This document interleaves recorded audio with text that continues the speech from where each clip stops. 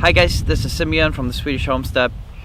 Last week was quite a dramatic week with the videos, a lot of comments, a lot of likes and discussion, dislikes as well, and so on.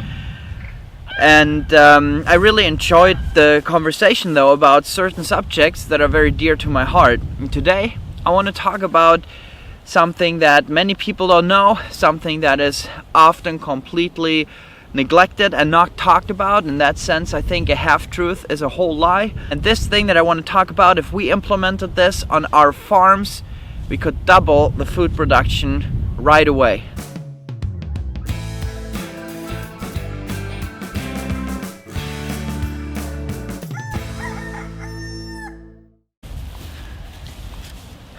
Normally this time of year, where nothing is growing anymore, it's frost at night, it is cold during the days, pastures don't look like this.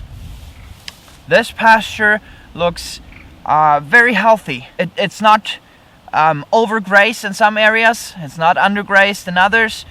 It looks like it's very evenly grazed. This is due to a controlled mob grazing. Now when we moved to this farm, all these pastures were completely overgrown with underbrush up to 9 feet tall, about 3 meters.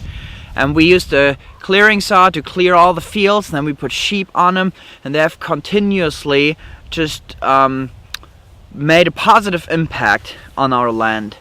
Well, this year is the first year that we did controlled mob grazing, meaning we give the cows each day enough grass, enough pasture that they need for that day, and then we move them every 24 hours.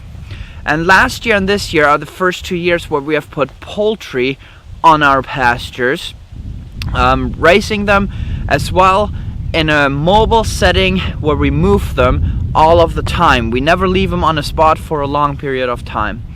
That is mimicking nature and giving the land a massage for a short time and then rest for a long time, just how it's done in nature. In one of the videos that I did last week that was discussed a lot in the comments section, I was talking about the production of food, and it ended up being a good discussion, healthy discussion, where we also ended up talking about that you can grow more food when you just grow vegetables versus if you, for example, have cattle and so on.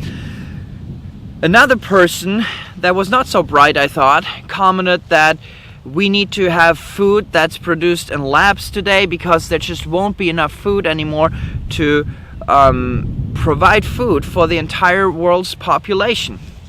Well, if you look at the numbers, the problem is not the production, it's the distribution. You see, we throw away so much food that if we would take that food, we could at the moment easily feed the entire world's population. When there are people that say, you know, I'm raising livestock, I'm raising cattle on my land, and I could feed, I don't know, 2.5 times more people on the same land if I grew vegetables. Well, we can change so much just by managing our land.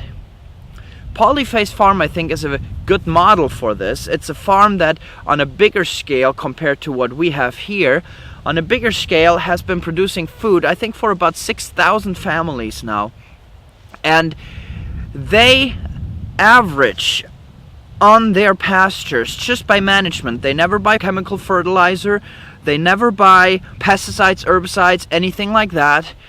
And they average more than 4 times as many cow days per acre than all their neighbors do. Now that is quite fascinating to me. Joel Salatin once said that as soon as they take over a land that was just managed the way that most farmers manage their land, putting a fence around it and putting the cattle on, the first year they take over that land, it hasn't received any love from that type of management yet. The first year they double that pasture's production, and that's exactly what we have done here on our farm this year through this controlled mob grazing. We doubled the production of our pastures the first year.